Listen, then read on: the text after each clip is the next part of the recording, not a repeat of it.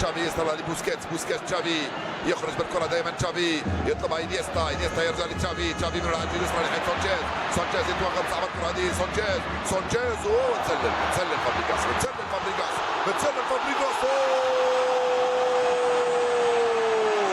تشافي يفتح مجال التسجيل لفريق برشلونه ويسجل هدفه السادس في مباراه رقم 400، هدف مغاير لمجريات اللعب تحت تصفيقات دافيد فيا. برشلونه يفتح مجال التسجيل، هل كان متسللا ام لا؟ اللاعب جيت فابريغاس سنشاهد هنا، لا لا لا لا لا ابدا ابدا لم يكن متسللا فابريغاس، بيسراه ضربت في القائم رجعت لتشافي، التمريره رائعه من اللاعب الكسيس سانشيز، وتشافي في المكان المناسب يفتح مجال التسجيل. لم يكن ميسي رجعت لبوسكيتس، بوسكيتس الان فابريغاس ثم انيستا، انيستا مع سانشيز يوصل انيستا، انيستا لسانشيز، وقف سانشيز ارضيه ممتازه، اوه ميسي، اوه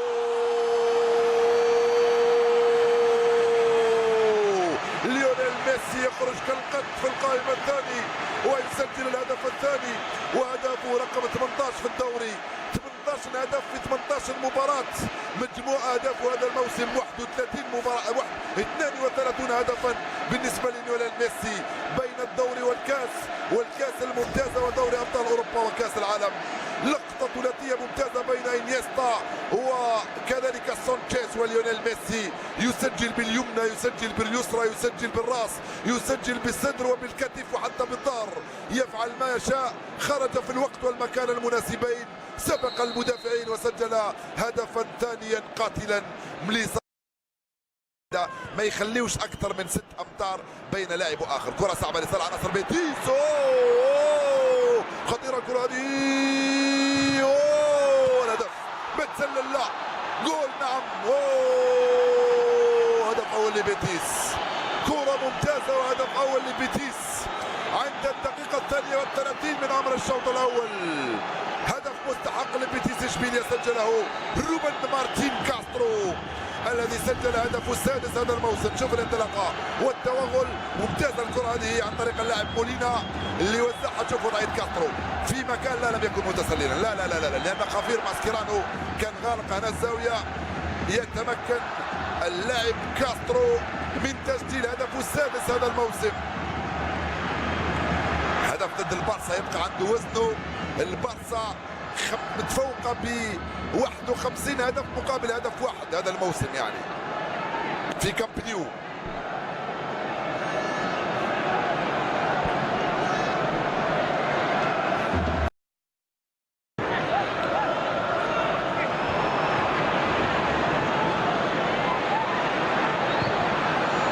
صعبة الكرة هذه والانطلاق على الجهة اليسرى عن طريق جيفرسون، خطيرة جدا لصالح فريق بيتيس، كرة أرضية صعبة خطيرة، روكيدو كروز، الهدف، اوه فانتاستيك جول، هدف رائع ممتاز، الهدف من سانتا كروز، يسجل هدف التعادل لبيتيس عند الدقيقة 7 من انطلاقة الشوط الثاني.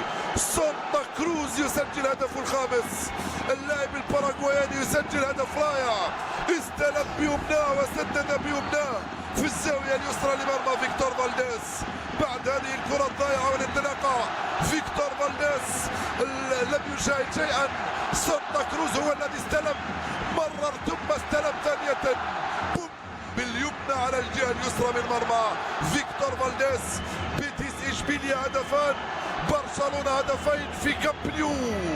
يتلقى اليوم برشلونة في كامب نيو ما لم يتلقاه في 9 مباريات هنا في ملعب كامب نيو، في عرينه، في عقد دياره، امام جماهيره وعشاقه. ب3 مدافعين فريق برشلونة يدفع الثمن اليوم. غوارديولا يخطئ في بعض الاحيان، غوارديولا يخطئ في بعض الاحيان. والانطلاقه من دانيال من الكسيس سانشيز، يوصل سانشيز،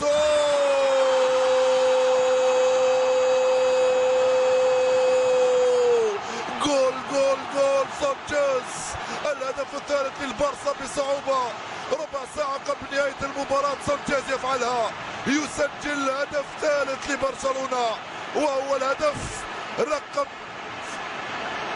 6 بالنسبه لألكسيس سانشيز منذ انطلاقه الموسم. هدف ثمين جدا في وقت حساس،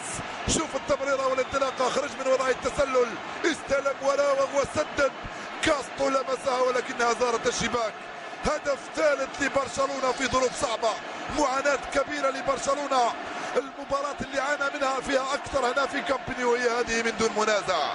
برشلونة 3 بيتيس إشبيليا هدفان. فرحة كبيرة عند الجماهير، شيء طبيعي لأنهم لا يريدون الاستسلام، لا يريدون أن يعمق الفارق الريال، لا يريدون أن يفوز الريال.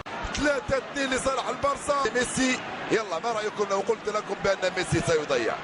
ما رأيكم لو قلت بأن ميسي سيضرع ضربة الجزاء لأنه تنرفز كثيرا اليوم أمام الحارس كاستو؟ وميسي هل يسجل هدفه ال19؟ ميسي أوه بروعة، ميسي بروعة يسجل الهدف الرابع للبارسا وهدفه ال19 هذا الموسم. ليونيل ميسي يسجل هدفه ال19 هذا الموسم والرابع لبرشلونة، يبقي الفارق 5 نقاط بينه وبين ريال مدريد. لمسة يد طبعا واضحة، ولكن لمسة اليد الأولى كانت لأبيدال. ضربة الجزاء كان ممكن يصفرها في الكرة الأولى لإنيستا. في نهاية المطاف ليونيل ميسي يسجل ثنائية اليوم. كذبني رسميا، يعني كذبني بطريقة صارمة وحازمة ودقيقة وما فيهاش أي جدال.